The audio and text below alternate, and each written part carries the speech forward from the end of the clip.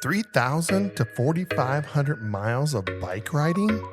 Over 100,000 feet of total elevation gain?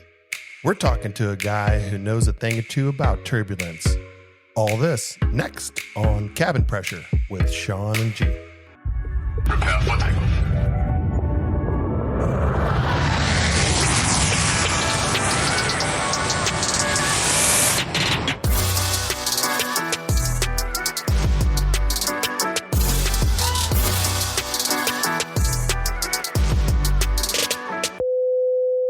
Hey everyone, welcome. This is Cabin Pressure. What's up, people? We are in the house. Every week, man. Every week, man. You gotta like give him a little jolt. You definitely give him a jolt. That's for damn sure. Right, man. Today has been a rough day. You can say that again. Go ahead. It was a start off of a rough day for me. Us catching up here. We're I got the storage unit and they freaking jacking up the prices with me. And I tell my wife, I was like, hey, you know what? We need to get out of that thing. And so last night I was just like, I'm doing this and we're leaving. And so last night I like reserved the U-Haul and all that stuff. And I thought, hey, at 8 a.m. I'll be there and all that stuff. So this morning, as you know, because you helped me. Yeah, you called a friend. Yeah, I called a friend to help. Yeah. We're doing is switching some storage units to one to the other. And I get there at 8 a.m. and come to find out I'm trying to get through this little U-Haul app and all this stuff. And I had reserved the damn truck for 8 p.m. Brilliant. Yeah, well, I was already at the storage facility. Yeah. So as I had and G's always the one, like he's anxious. He's ready to get things done. No, he's not. He's on time. He's on time. It ain't anxious. I told my him ass was on time. I told you I'd call you and you showed up. You hadn't even called on time. Anyhow, so then I had to find a truck. Then so U-Haul hooked me up with another place down the road here on Lafayette. And I get there and dude, it was like walking into deliverance. I mean, it was ma and pa, and it was really freaky about it is like these old people, and they had this really tiny baby with them, and I was like, this is weird. But a lot of those U-Haul places are like that now. And it was in the back of it was attached to the back of a house. Yep. Next to a barn, and all the U-Hauls around a barn, and it was like, and it stunk. I can't even tell you. The smell was like. I was like, this is where you do business? Like, come on. Anyhow, but I got in and I got the truck. Then they got down the road, forgot the key. Had to turn around, go back to get the key. Oh, no. That's when you called me. Yeah, and that's when I called you. I'm like, don't rush. And don't rush. I'm already here. I'm already here. Yeah. So anyways, I get there. We do our, got this thing done in just a couple hours, which we need to do the swap. And then, bam, I'm going back. And I get the truck, and you got to fill up the truck before you return the rental. Yeah. Well, get down, and I pull in the gas station. Every damn pump got a red sleeve on it. Doesn't work. Not one pump. The whole gas station was down. I mean, like they had a semi section to this gas station. All their pumps were down too. I don't know what the hell was going on, but it was a pain in the ass. So I had to drive back into town, get this freaking truck, and it was just one thing after another, and I just felt like I just couldn't be like in sync this morning. No, it was a snowball effect of shit. That's what it was. It was a snowball effect of shit, right? So hopefully the show doesn't go into a snowball effect of shit. And either. I participated with it too. You did forget that he stopped at the wrong door of the other the other storage when we were facility. Unloading. I parked at the wrong door we unloaded our second trip. We unloaded the truck into a different door. Yep. Brilliance. Yeah. Anyways, just intelligent. What have you been up to? Well, outside, man, it's beautiful here again. It's beautiful in Ohio. You look a little lobster over there. I got a farmer's tan, dude. You got a farmer's tan. Farmer's tan. I'm proud of my farmer's tan. See how pale I am? Yeah. You're funny. I know. He's got a natural tan. That's bullshit.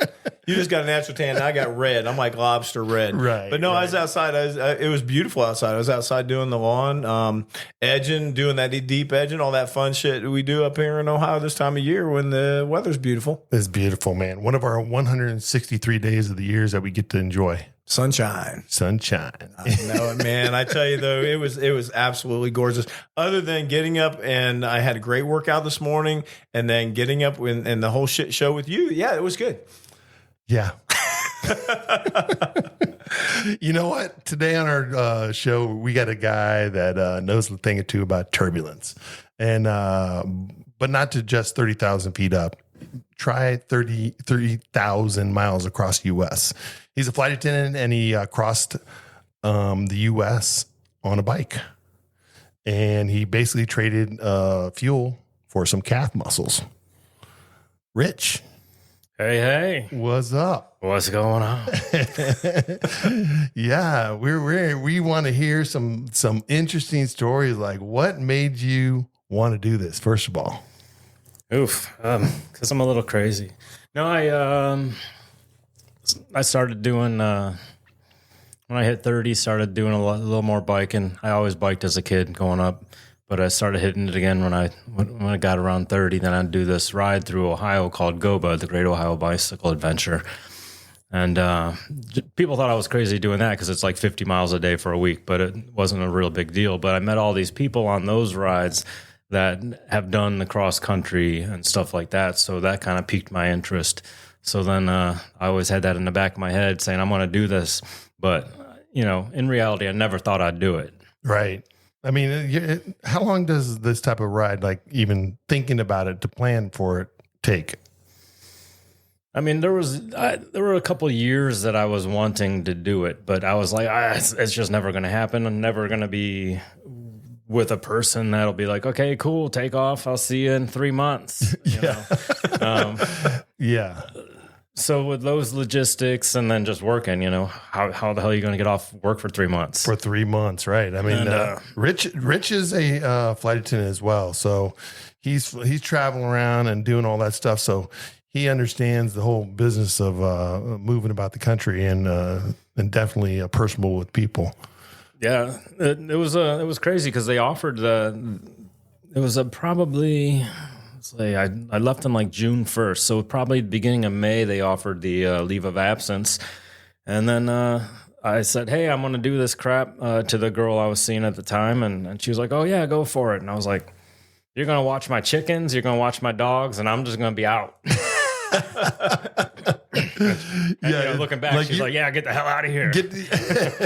So this is actually it's a mapped out route, Rich. Yeah, if adventurecycling.com, they have turn-by-turn routes, multiple routes across the U.S., up and down east to west coast, up down the middle, northern tier, southern tier.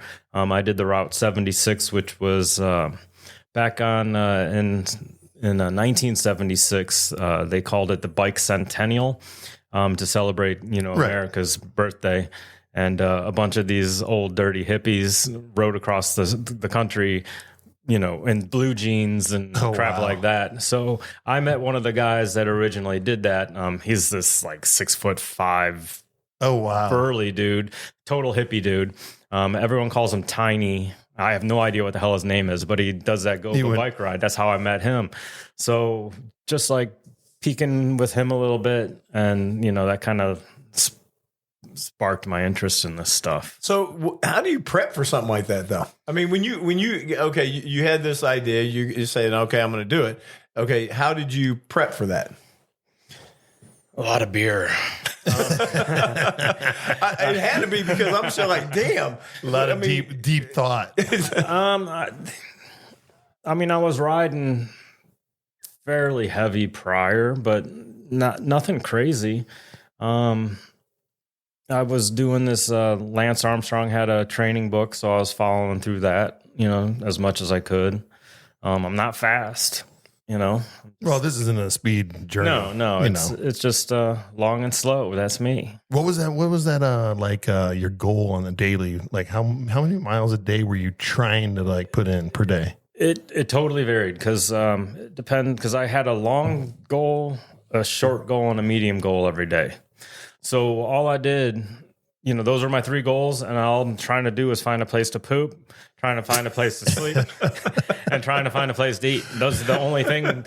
Like, you simplify your life, those are your only 3 goals every day. So every day, every day, it's perfect. That's awesome, man. So I might have a short goal of like 40, 50 miles, medium goal 70, 75, long goal 100. But some days, like I was down, where the hell was I? I forget, but I found some really cool bar, and it was like 11. I went in for lunch and ended up making friends with the bartender.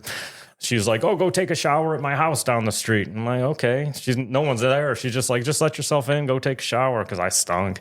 But she was trying to keep her clientele. Right, yeah. And then I ended up sleeping in the parking lot. So I went like 5 miles that day. That's wild. But I, made some friends and just chilled out and slept in a parking lot. That's cool. cool. So now, where did it all start? Yorktown, Virginia. So you started in Yorktown, Virginia, and that first day, you remember the first day, how many miles you ran? I think I did about 50, but I was kind of pissed on my first day. Well, what you do is you dip your rear tire of your bike into the ocean that you're leaving, and then you dip your front tire in the ocean that you're going to. So It's like the tradition. Right. And when I was doing it, I'm riding, and then I see probably about 25 dudes and girls, whatever, riding, and they were from a group that ended up... I was kind of mad because I saw them because I wanted to be totally alone. But then I ended up hooking up with these people. They were doing Bike the US for MS, and they do cross-country rides, raising money for MS awareness. They go and clean up people's houses and help them with chores and do all this type of stuff. It's a really good organization. Oh, cool. So I ended up riding, not directly with them, but we crossed paths for probably a couple weeks. But they were really super, super cool people. Yeah, so that was a cool experience meeting all those guys. But yeah, so that's how that kind of all started out. And then how long did it take? Like, was there ever a thing where you like, you know what, I'm done? Tons of times. Tons of times. Tons. Like you're on the side of the road, you just want to bust out cry. It's crazy. You're so beat down. You're just like, what the fuck? Right. It's like fatigue, and you can't have no place to recoup and rest. Riding through Kentucky, those hills are straight up, or mountains are straight up, straight down. So you're doing full 100%. Right. Lung busting. Then you're flying down the hill 50 miles an hour. Lung busting, going up, and then there's freaking dogs off chains all like up in your face. And you're just like, shit, I can't outrun the damn dog because I'm going up the damn hill. Wow. And so that stuff, and you're just on the side of the road, and you're just like, oh my God, I just want to fall over, go to sleep, right, quit. Was there times when you just fell over and... Yeah. And the thing Pass is, out in the field? You feel like you're just going to bust down and cry because you're just like, I'm so defeated. And then you go around the turn, then there's a big dam with a field, flowers everywhere. Sure. And you're like, okay, I got this. That's my power right now. Sure. So that'll get you through the day. Oh, that's awesome. And then like the next day, something else might happen like that. You change your music up, or you don't have any music up at all, and you're just like zoning out. I mean, hell, I was on a bike falling asleep pedaling, like nodding over. Oh my gosh. And I'm drinking 5-hour energies while I'm riding, so I just don't fall asleep while I'm pedaling. Unbelievable. Now, did you a lot of muscle cramps, stuff like that too? I didn't really have much of that. Trying to remember. That's amazing. I mean, going that distance. Yeah.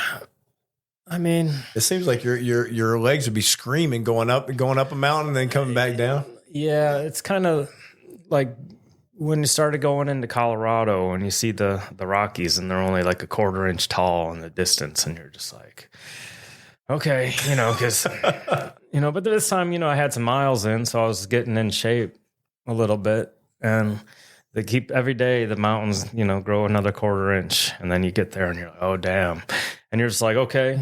Your mindset just goes to, because before, you're trying to cruise at good speeds most of the time, but you get to the mountains, you're just like, okay, I'm going to go 2.5 miles an hour for the next 3 hours. Wow. And then you get up to the top of the mountain, we did Hoosier Pass, and that was, I think, 11,000 feet or something like that. Mm-hmm. flying down that damn mountain, going 55 miles an hour. That's got to be passing scary cars as shit. up. That's got to be scary as shit. I don't care. 55 miles an hour on a bike. Oh yeah, it was awesome. That has to be scary as shit. I'm sorry, man. I mean, those damn tires, I'm tires as thin as my thumb, and people are afraid to do that shit on a motorcycle. Yeah, that's crazy, man. In a car. yeah. And you're talking about a motorcycle in a car. But how much packing, like how much stuff was with you? Like did you have like the rear packs and all that stuff? I didn't have any saddlebags or panniers. I had a one-wheeled trailer. It's called a bob trailer. It just has like a duffel bag that's probably about a foot and a half wide and 2.5 feet long, and that was all my stuff. That was it. That's all you brought in the back, like that duffel bag in the back of your bag. Yeah, like my warm clothes were like my rain gear. So if I was cold, I'd put a rain gear on. So, I would be buying some Paneers. And then I had on the way for sure. Nah, you need to go lightweight. But I just had some basic. I mean, my clothes were stinky. I mean, you ride all day and just the sweat. Right, you're just doing it, and. The weather, though, too, right? Your clothes get stiff. Right. But the weather had to be crazy. I mean, it changes the weather all the time. Oh, right? yeah. Kansas was like upper 90s the whole time, and that was hard. But I remember being up, where the hell was I? Like in Oregon or it might have been up in Oregon. But I just remember we were above the tree line. Right. And I was with a couple other people that I had just randomly met up. We're above the tree line, and the lightning starts in every direction. Like in front of us, on the sides of us, behind us. We're just in this giant electrical storm. Yeah, like you can't. And you're just like, oh, fuck. They tell me to lay flat on the fucking rocks and get away from my metal stuff. And I'm like, but it was freezing. It was probably 40 degrees. Oh, shit. Rain soaking wet. Your fingers are wrinkly. Like, you're so wet. So we're up on top of this mountain. I'm just like, screw it. I'm bolting down. So now I'm just bolting down this mountain. Can't even barely see because the rain's coming down so hard, and there's cliffs and rain and lightning and So because you're talking about all these elements and stuff, then like, did you like plan for all that stuff? Like, did you bring anything gear, stuff like that, like glasses for riding and stuff? I didn't bring any. I do have sunglasses, but I didn't have any like that. So I had rain gear. No goggles or anything like that for you knew you were going to hit that type of weather. Yeah, that weighs too much. You're like literally streamlined. I'm going to do as light as possible. You try to do as light as possible. I mean, because if you're carrying an extra 5 pounds over 100 miles or over 4,500 miles, right? That's it. It adds up. It adds up for sure. He's becoming our version of Gump. Yeah. Right? I mean, no kidding. I mean, I'm listening to this and I'm like, you're like the version of Gump. So, Rich, okay, craziest place. There had to be a crazy place that you had to bed down, right? Because when you're out in the middle of nowhere, you just got a tent. What do you do? I had a one-man tent that was small enough where you could, shoulders hit both sides of it, and you can sit up in it, and that's it. Like as far as having to take emergency shelter and stuff like that, I'd just power through most of the stuff because we're waterproof. Right, but you're out in the middle of nowhere sometimes, right? And you just had to pop that tent up. Yeah, there's no nerve-wracking times that you're out there and you're throwing that little one-man tent that you can only lift your head up in. Yeah, I mean, I would do. I did break down in storms and put that stuff up when it was going to be pretty miserable, just on the side of the road, temporary. But like up on the top of that mountain, there was no way in hell that thing would have just been blown away. Oh, for sure. But you had to go through the storms and stuff where you're literally soaked, right? Oh yeah. I mean, you're soaked in that little tent, and you get out and you're soaked. Yeah, you wake up soaked, you put on your wet clothes, you'd go to bed wet, you'd wake up wet, and then you'd change your clothes into the other wet clothes that you have. Wow. And but the craziest tent story. So I was in the Tetons, and this still had the newspapers in the corners, and they had this bear attack up in the Tetons, and it went through like 2 or 3 different people's tents and attacked them. Oh no. Well, I got all my tent and everything in that duffel bag. Well, I go to break tent. I'm like 2 days outside of Teton, or 2 days outside of where those attacks were. My Nutella jar broke open. Scat was all over my sleeping gear, all over my tent. So I smelled like freaking bear food in bear freaking country. That was the most terrifying damn thing. Yeah. You like a bear snack. You've scented yourself for the next so many miles. Yeah. Because a bear radius is, I think, like their territory radius is like 500 miles or something like that. I chummed the water for them. Yeah. So what state would you say was the worst one to ride through? Kentucky. Really? Why so? It was pretty. Those hills, like in Colorado, like you go up a mountain, they grade it pretty well. You know, you got a lot of switchbacks. Kentucky, They're like, F that. Just go straight up, go straight down. And it was hard. Wow. I mean, I wasn't as in shape as I was by the time I got to Colorado, but sure. But Kentucky was hard. And the coal trucks, you'd be riding, and these giant coal trucks would go past you, and they create suction. So you lean out because it kind of sucks you in. Right. That's a little intense. Yeah, that's a little nerving, right? Okay, bike tires. And how many times you blow those? I went through maybe just a couple sets, but I had extra tubes and patches, and I don't even know how many dozen times patching. I mean, there were some places where you just on the side of the road, there'd be all those little wires from tire trucks blowing. Those would get up in your tires and, flat and stuff like that. So that was kind of a pain, but you get quick at it after a while. So speaking about like breaking down, like was there a time during this whole trip where you like broke down, where you was like, I'm like, I can't go and I'm going to stop for a few days. Like I'm staying here for a while.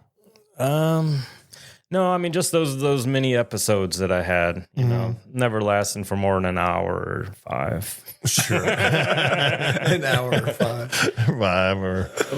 So the whole trip, how long did it take? 81 days. But I did a side trip through my trip. I did so as a break during my ride, I did another ride. And during the middle of my ride. So in the middle of this ride going from the cross country, you decided, what? I really want to do this piece. Yeah, because I like doing that Goba ride just about every year. I've done it about 10 times, the Great Ohio Bicycle Adventure. And this time it was down in, they do a different section of Ohio each year. This section was down by Athens, and I went to school at OU. So I didn't want to miss that year. Yeah. So our friend Lisa. Okay. And her husband Bob. Oh yeah, they came down. So I rode across to Cave and Rock, Illinois. All right. So then the girl I was seeing at the time picked me up from Cave and Rock, drove me back down to Southern Ohio. Then we did that tandem. We did that ride there on a tandem, and I was like, "Oh, that Goba's easy." Well, this was the hilliest damn Goba that I ever did, and we were like, they had to be that year, right? Yeah. So that my break week was a week of riding 50 miles a day through Southern Ohio, and then was driven back to Cave and Rock, Illinois, where I left off, and then continued my ride. Oh, that's wild. That's wild. Like I was expecting more of like, okay, you know what? I stopped at this hotel, had a burger, and I decided I'm going to chill for a week. That wasn't the deal. No, that wasn't on. That wasn't on the plans. That's wild. Hey, so you were also alluded earlier, like you were, going down the hill away from dogs. So did you have any other like encounters with animals and stuff outside of like you weren't bear food? So you're sitting here, so we know that. Yeah. Part of the ride I rode through Yellowstone. Cool. And I happened to be with a couple people during that part, and we were commenting, "Damn, we haven't seen any buffalo, nothing." And then next thing we go around the turn, I'm 10 feet away from this buffalo. I'm just head to toe in spandex, and you got this damn giant beast with these horns staring at me. That was pretty cool. They're intimidating too when you get close to those. Oh, yeah. I was close enough you could hear the damn thing breathing. Oh, and yeah. I'm just like, here, look at my spandex. That's what I was thinking. Is going across some of these states that got these wild animals, and then you're on a bike. You're like a snack going across the country with them. Yeah, probably a little meaty and tough. I think, at that point, the muscles would be tough. That is absolutely crazy. So entertaining yourself, like going across is like when you did stop and stuff, like what was that like? You weren't like doing safety demos for the prairie dogs and stuff like that, were you? No, but I do moo at every cow that I go past. There you were doing a lot of mooing across the United States, for sure. Oh yeah, I'd be like, Now, did you come across any people with road rage for riding bikes? Because I know a lot of times they don't like sharing the road. I didn't really have any. I mean, you might get some beeps, but I haven't had it. I didn't have any crazy people throwing crap or nothing like that. That's amazing going that many miles, that many days. You know, the biggest surprise with the ride was how nice people were. Like, you're always like, you get people and you're just like, holy crap, what is wrong with these people? I tell you what, there's people I'm riding and they'd be riding their bike just on a, just a ride. And the next thing you know, they turn around and start following me and start talking. They're like, hey, do you want to come over for dinner? Oh, wow. And I'm like, sure. Then the next thing you know, they're like washing my clothes, cooking me dinner. I'm sleeping in random people's houses sometimes that I met for 5 minutes. Wow. And they just invite you into their house. The one place was really cool. We were in Oregon. It was me and this dude and his girlfriend.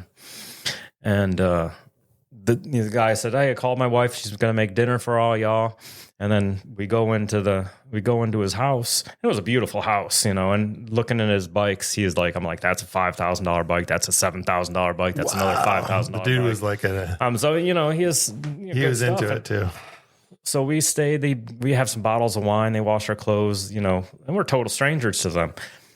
The next morning they go, oh yeah, just, we got to both go to work. So just, let yourself out whenever. And I'm like, you got jewelry boxes, you got $5,000 bikes. You never see my ass again. Sure. But people were just so nice and like trusting. It was super refreshing. But it seems, I mean, when you seen the bike, so you knew he was in that community too. So he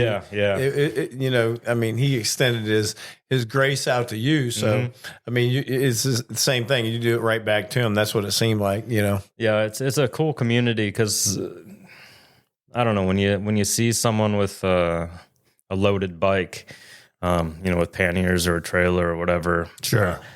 You instantly have, a understanding. And like I've met people riding Pittsburgh to DC on the C&O, a Great Allegheny Passage, which is just an off-road trail that goes from downtown Pittsburgh all the way to DC. But I met someone there for 5 minutes and they were riding from over there all the way to San Fran doing something, some young kids. And they're like, oh yeah, we're going to ride through Cleveland. I'm like, oh, well, give me a call. Here's my number. And, next thing you know, I met them for 5 minutes and they're sleeping at my house. There you go.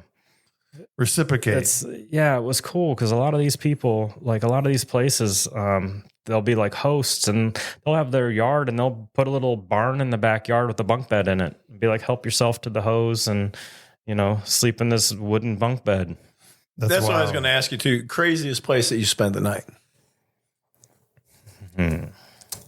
I slept under the bleachers at a county fair.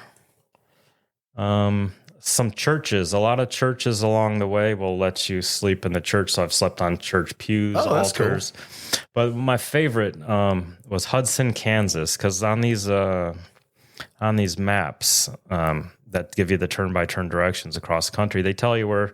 They give you some suggestions on where you can sleep for free. And one was the city park in Hudson, Kansas. And they were like, call the mayor first. And they listed her number and said, so she can turn the sprinklers off in the so you don't get drenched during night. So this was a decent amount of people at this time. I forget. But so we call her up. And she comes, shuts the sprinklers off, and she goes, it looks like it's going to rain. How about you sleep in the city hall? So next thing you know, she opens up the city hall, which looked like an old VFW hall with some tables and stuff. So next thing you know, we start getting phone calls. We're like, what the hell's going on? So I answered the phone, and they're like, oh, hey, are those bikers out there? And we're like, yeah. They're like, are you hungry? We're like, yeah, we're always hungry. Always. So they started bringing us food. Just random awesome. randos from the town. That is awesome. It was super cool. That's what you get, like this neighborly, That the small human, town, yeah. the human whole experience of like, like you were saying, it's surprising. It feels surprising that people are that open and giving and willing to take you in. But Was that in a lot of the small towns though? I mean, it was small town mentality. Yeah, it was very cool. And I think when people see you on a bike, even though I had a mohawk and a long ass beard and I stunk massively. But when people see you on a bike, then they're kind of like, it disarms them a little bit. So they'll be willing to talk to you a little bit. Right. See what the hell, what are you doing? I was raising money for the Livestrong Foundation. So that was kind of cool. But yeah, it was nice. Like I was talking to one couple in some random bar for lunch, and I go to pay. The bartender's like, "Oh no, that couple that you were talking to paid for all your stuff." that's Yeah, awesome. just like it was just like stuff like that constantly through the ride. Yeah, I've had that experience too before, where I'd like go into a restaurant or something. I was with a group golfing one time where we had a whole group. And some guy at the bar like bought the entire group, like all of our dinners. Yeah, Like it's amazing. I mean, we look like we got money, Like, well, why did you buy them? But it was just people was like being generous, and the guy came over and talked to us for a while, and he didn't want anything. He just, hey, I know you're outsiders, and I wanted to welcome you in, type of thing. Yeah, no, it's great. It's amazing how cool people were. Yeah, it was. It was refreshing. It was like something that I don't know. Everyone should experience that because a lot of people are hardened off. Now, So- did you meet anybody along the way that you've kept in contact with?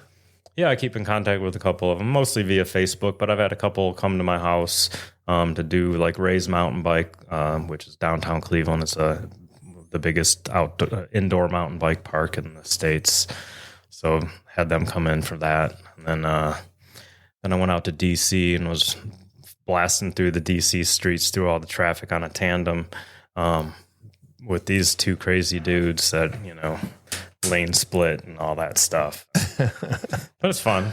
Yeah.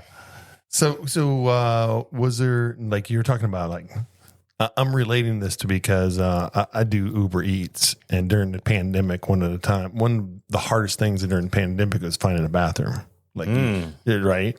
And so you were talking about stories. like, yeah. So it was like trying to find those was seriously. So did you have some episodes where you had to just like, okay, this is where it's happening, and I had to find some emergency spot type of like on the road? Cornfields and maps. You know it. Yeah. I mean, like it is, I can imagine like, and the other thing that's interesting to me is that like on this trip, how long did you say it was? 81 days. 81 days. How many days or how many times did you shower in those 81 days? Did you never do that total? I would say less than 10. Less than 10 times in a day. Yeah. I mean, in 81 days. Yeah. Wow. I literally, like, if there was someone sprinkler on in their front yard, I would go in their sprinkler. Right. McDonald's, I'd be washing my junk in their sink. There's a site right there. Walking in. Hey, mommy, there's some gump guy in there washing his junk. But the thing is, you took a shower, you almost felt grosser because you're putting on stiff, salty clothes. Oh, So- no. I get it. So if you didn't get to like wash your clothes and you, Right. I know. But you think about that 10 times. Think about that now, doing 10 showers in 81 days. 10. Oh, You were a stinky ass person. Oh, yeah. okay. So here's my question. Did you keep any of those clothes? Yeah. You did. Yeah. You're like at the end of the trip, you were like, hey, I gotta, these are done. Like some of the jerseys I wore were like the Goba jerseys. So I those are sentimental. Sure. So I keep that. Right. But like the shorts and stuff, nah. But Yeah. a couple of jerseys, yeah. And then in Missoula, Montana, there's that's the headquarters for adventure cycling. So when you go across, you go there, they take your picture and put you on their wall. And I bought like a Trans Am shirt from there that I still have. That was Montana when you were biking through that, because that's beautiful. I mean, that's a beautiful place. Yeah, no, it was awesome. Idaho was my biggest surprise. Idaho was absolutely beautiful. Really? Yeah, loved Idaho. But Montana's great. I love Montana. I could live up there. That whole western region of the United States, period. I'm sorry. Jackson Hole. Yeah. That was absolutely amazing. You know, one of the guys that I met along the way after the ride, he loved Jackson Hole so much he moved there. I can see why. I totally get it. Yeah. Oh, yeah. It's beautiful. I mean, Montana's gorgeous. It's actually really cool. Oh, yeah. It's amazing. So, another sleeping one I just jogged my memory it was Idaho. We were at some hot springs and we were down this path that was no bikes allowed. And we had our bikes, but we were sleeping next to these steaming springs and we had a giant moose walk like 10 feet away from us right through the middle of this mist that looked like we were in freaking Mars. That's awesome. It was cool. Yeah, you just gave me flashbacks. As a kid, I had that type of experience, but it was up in the Yukon, actually. And we were in the springs, and the moose comes walking out of the mist like that. Scared the shit out of you. So now you're going through, where do you end up? In Astoria, Oregon. Astoria, Oregon. Yeah. So that was your end point. That was the end point. Yeah. Where you dipping the front wheel? We're dipping my front tire, yeah. So that day, I wanted it to be like an epic day. So that was my longest ride. It was 172 miles. Whoa. I was riding 20 hours or so in the one day. But I got so lost. I'm up in the mountains and I see like the glowing of the city in the distance. So I know I had to get there, but I'm looking at my maps and none of these streets had street signs on them. So I'm going and it's in the middle of the night. I got like a mohawk and a giant ass beard. I look like a freaking crazy homeless man. Right. And, one car would pass every 45 minutes. I try to wave them down, nothing. And I'm just, my bike light is running dim. I'm running out of food and water. It was bad. Wow. But it was good though. That was, that was 172 miles the last ride. Yeah. That's crazy. So like at the end of this thing, was that just a point where you were just like, okay, you know what? I got this far to go. I'm doing it. This is all I'm done. This is that mentality of it. Yeah, because I had someone waiting for me. I was like, I'll be done by this time, and I wasn't. Oh no! They were waiting for me for hours and hours. Right, hours. He's supposed to show up at this time.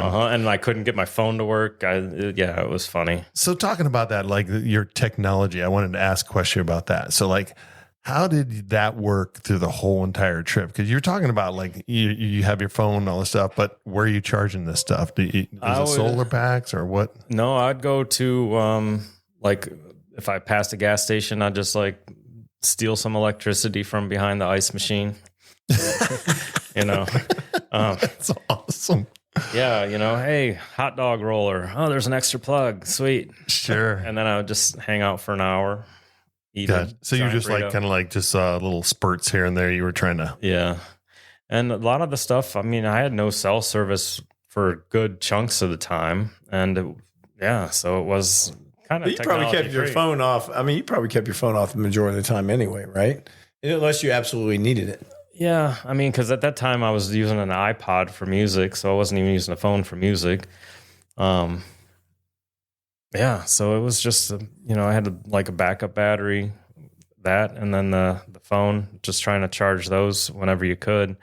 But yeah, it's kind of good to not have the technology though. Right. I mean, that little disconnect, that's about part of the whole adventure too, right? Oh yeah. Like you want to connect with humanity, but you don't want, like all the technology stuff. That you really don't need all that.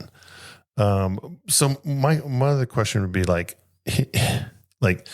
was there any like along the way? Did you encounter any type of emergency stuff? Like you had, some type of incident, zooming down the hill at 50 miles per hour and crashed, or anything like that happened on your trip? I only crashed once. Okay, well, that I remember.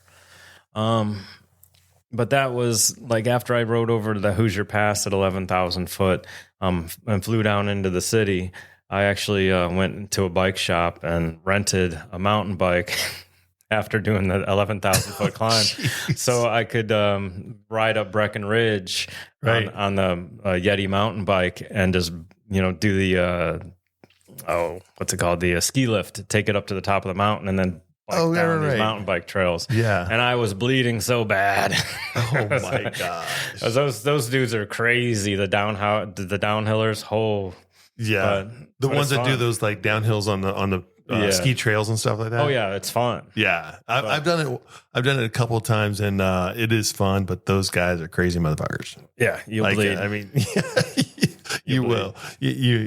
Trees might get very close to you. Yeah, I'm not doing it. Suddenly. Not doing it. Not doing that. Not doing the 81 day trip either. No. That is freaking amazing, though. Well, the whole amazing thing to me is this, like, first of all, like you began, how do you drop your life? Like, you just like, I got to disconnect from life in 81 days. Was that your intended goal? Like 81 days was your goal? Or was it like, I got 3 months off. This is it. Yeah, I just had the 3 months off. I didn't really have any time goals, but I didn't want to take any breaks. Okay. So, yeah, that was kind of my deal. But I mean, got done with the ride and went up to Alaska to celebrate and backpack. Now you flew up to Alaska, right? Flew up there, yeah. There you go. Yeah, because that ride from Oregon all the way up to Alaska that would is be amazing. It's amazing. I did the drive as a kid, but I didn't not as a bike. If you're a person listening to this, I mean, think about that. You take 3 months of your life off just to ride a bike all the way across the United States, dealing with all that shit. I mean, that is crazy.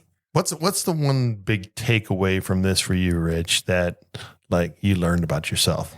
I like to get myself in over my head and see if I can get out. There you go. And I get that. And I think I can get out. Always right. You're sitting here, right? Yeah. Yeah, that's that. And I think people in general don't suck. There you go. That's good. Yeah. Which is crazy to say. So tying this back to the flight attendant thing. So like, did this renew your value or your faith in humanity? As long as I can get more time off of work. Right.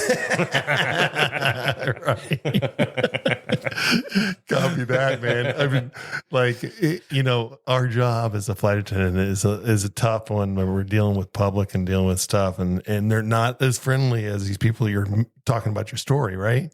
Well, yeah, sometimes. Right. Sometimes they're friendly, sometimes they're not. All right. Tell me this. Since you accomplished that, what's next? What would you like to do? Bucket list. There's First of all, how old are you, Rich? 51. So you're 51 years old. All right. Now go ahead. What's this bucket list? What's next? I want to bike both islands of New Zealand. All right. Take the ferry in between the islands, self-contained the whole time. I want to bike around or through Iceland. The loop road that goes around the outside, or there's a trail that goes through the middle. And I want to do the Great Divide, which is Canada to Mexico along the fire roads through the Rockies. And, there's so much stuff. I want to do a half marathon in every state, but I'm not sure if that's going to happen. But I want to bike across every state, too. Oh, that's any hiking? I mean, I'd like to do the Appalachian and the Pack, but we'll see. You're running out of time, dude. I'm too young for that. Too young for that.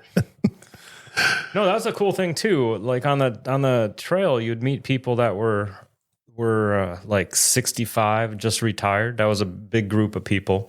Then you'd meet people that were just right before college or just right after college. Right. Because they all had time. Had this time. They have the time. And then people around my age at the time, I wasn't finding them. No, there's a lot of people that can't do that, check out for 3 months to be able to. Yeah, but you wonder at a person at 65, right? We're sitting right next to one. Right. When he turns 65, he's going to be out there on one of those trails backpacking. I better be. I know. That's what I said. You will be. I mean, I actually know you, and I believe that when you turn 65, you'll definitely be out there. I need to be. Right. Yeah. I mean, you know what? This is this whole thing with the biking and hiking and all that stuff. Like, I love to be able to have that me time. You know? Yeah. Like, I think everybody enjoys that. Like, we got to get our me time and all that stuff. But like you're saying, getting yourself in over your head and stuff like that, and figuring that you can get yourself out. That's people don't normally challenge themselves like that, and commend you for that. It's a scary thing to even attempt to like let yourself go there. Rich, I'm not doing it. I don't give a shit what he's saying over there. My ass is not doing it. I mean, we had this bullshit. We had this conversation a long time ago, and I told Rich, I said it was freaking amazing what the shit that he went through, and all I could think of is him being in that damn field in Deliverance. You know what I mean? I mean, that's it. You're just out in the middle of some bow hunt field in Kentucky in that little bitty tent. And, and all just a nightmare is going to happen. The banjo music stuff. Exactly. How many times did you get encountered with the law? Some of the places you could actually sleep at the city park right across from the police station, and they were cool with that. I remember one time we were like in some city pool when we weren't supposed to be. It was in the middle of the night. Just climb over the fence to go swimming. Right. But nothing. We were pretty good with the law. Yeah, I mean, like you didn't get encounters with them, like people like stopping you and no, for any reason. No, people were good. That's good. Yeah. So you know what? Your adventure is like unbelievable. Like I'm with G over there. I ain't doing it. First of all, I got to commend you to be able to even have the body to be able to do it, because my body will not let me do that anymore, period. And some people, when they get to that 65 or in their 60s, they're not, a lot of people, the majority of them are not going to be able to do a lot of those things. But so, man, I hope you can do it. I hope so. Yeah, he's going to do it. I guarantee we're going to hear about his ass doing it. I mean, he's keeping himself all together to be able to do that stuff. It's awesome. But hey, we always wrap up our show and like talk about a little bit of things that are happening in the news lately. And I don't know if you could chime in on this when we're talking about it, but did you guys see that female passenger that was thrown down by a flight attendant the other day? Yeah, I did in the first class cabin. Yeah. She was in business class, and they thought she was like going to try to be breached a deck. And I mean, there's video of it, and like the flight attendant like body slams her down on the ground. And it was pretty wild. How about that? Did you see that cruise line brawl? No. Oh, yeah, Carnival. Carnival. They had a big cruise line brawl. I'm surprised you missed that one. That shit was funny. That's like the Chuck E. Cheese of the seas. they were like, all those people have been banned. Like they're coming back anyway. Right. I mean, they're banned for life from Carnival. The brawl in the sea or whatever. Yeah, it was something about their bags or something, right? I don't remember. I just remember seeing the yeah, man. So your travels and any new stories or anything you got to share lately? Anything good in your world of flight attendant?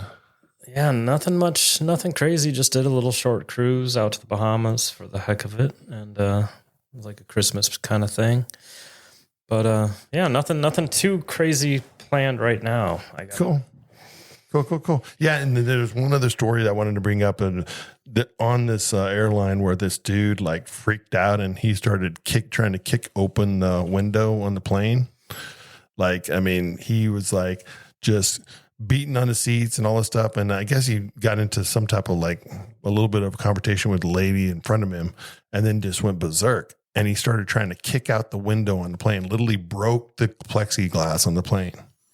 Oh, that's some crazy stuff. And then he like injured himself. There was blood all over the place. And like, yeah, like. Did you see that? Yeah, but there's other one too, that the bomb threat in Clearwater Airport. Did you see that one? No. Shut down Clearwater's, the little airport, Clearwater, Right. St. Pete. Yeah, it shut down. They shut it down. They had a bomb threat. For sure. Yeah, I mean, we say it every week. There's crazy shit that happens across the globe. I mean, this is just a couple things. More this week was more about with Rich going across the United States, and still blows me away. And there ain't no way I'm ever going to do anything like that. That's absolutely crazy. Yeah, they were like, I pulled up a lot of the statistics about this trip that you took, and I was like, you know what? I mean, they say you've actually, like, your elevation, you did 100,000 feet of total elevation gain on that ride. That's the average trip. Well, that's good to know. Yeah. but the crazy thing is that's like 3 to 4 times up Mount Everest. That's All crazy. in Kentucky. All in Kentucky. Now I realize that. Okay, would you do it again? Oh, I'd do it tomorrow. Really? Yeah. Even if I'm out of shape, just like I am right now, I'd do it tomorrow. That's awesome, man. I mean, But now I got to bring the kids, so I got to do it on a tandem. no way. But you On already a did. tandem. Okay, Oh, real quick though, he tandem. already did a tandem though. Right. He did a tandem across Ireland. With who? An old friend. There you go. It matters who you're doing a tandem with. That's for sure. Right? A distant friend. Yeah, the tandem wasn't long enough. He would have cut the tandem off and make it a single. And if you're doing it with kids, they ain't pedaling that hard. No. Right? It's a whole thing. Like, you're talking about 5 pounds of weight. Now you're toting kids. Oh, yeah, because I've done that, the Goba ride with the kids. I do it on a tandem with a tag along attached to that. So it's a 3-seat bicycle. Oh, my gosh. So they're sitting back having a conversation. I'm maxed out, heart rate, eyes popping out of my head. Hey, you know what that is, right? That's called, I guess, love. Because I wouldn't do that for just anybody. There's no way. It's something. Right. I probably should take medication for it. Exactly. I complain when I go out on a kayak with my wife and she's not paddling. You know, and I can't imagine 2 kids not pedaling. Imagine seeing him and Carol out in the kayak. And he's made it out. I was surprised she hasn't smacked him over the head. She'd be back. He's back. What the hell are you doing back there? All right. Anyways, Rich, awesome having you on the show, man. I really appreciate you coming out here to do this because we really enjoy our guests in the show. And thank you. Oh, no problem. that. It was fun. We had talked, like I said, me and Rich had talked about this a long time ago, and this was something I definitely wanted you to come in and talk about because there's not a lot of people that do this, and that was amazing. That was absolutely amazing. It wouldn't be me, but it was amazing. Yeah. Yeah. Wouldn't be you either. I couldn't stand myself after a week. There's just no way. I could not imagine your ass Smelling myself over You the week. smelly man. Dude, 10, I'm ex-military and I didn't like shower for many days in the field. And I could tell you stories about funkin'. And then there comes a time too in that whole thing where you really don't smell yourself anymore, right? Like, You start to enjoy it. right. I mean, and then when you're with a group of friends like I was in the military, we all smell the same. It's like, you know, both that's, you- that's both for you- another whole. Yeah, I'm telling you, but you're enjoying your stink. That's good. All right, Sean. Anyways, we want to wrap it up here with our quote here. And the quote here is, "You're the sum total of everything you've ever seen, heard, eaten, smelled, been told to forget. It's all there. Everything influences each of us. And because of that, I try to make sure that my experiences are positive." I like that. I thought it fit for this episode here with Rich because he's definitely the sum total of all of his experiences. For better or for worse. Exactly. All right. Thanks again, Rich. Hey, you guys had a great time this week, and we will see you next week on Cabin Pressure. Cabin Pressure. See you guys. See ya. If you laughed, learned something, or just feel a little bit better about your own job after hearing about ours, do us a favor. Subscribe, leave a review, and share this episode with your weirdest coworker. You know the one. Hit us up on Facebook. Drop your wildest airport stories. We just might read them on air. Bonus points if you involve questionable clothing decisions. Until next time, stay strapped in, stay hydrated, and for the love of TSA, keep your clothes on in the terminal.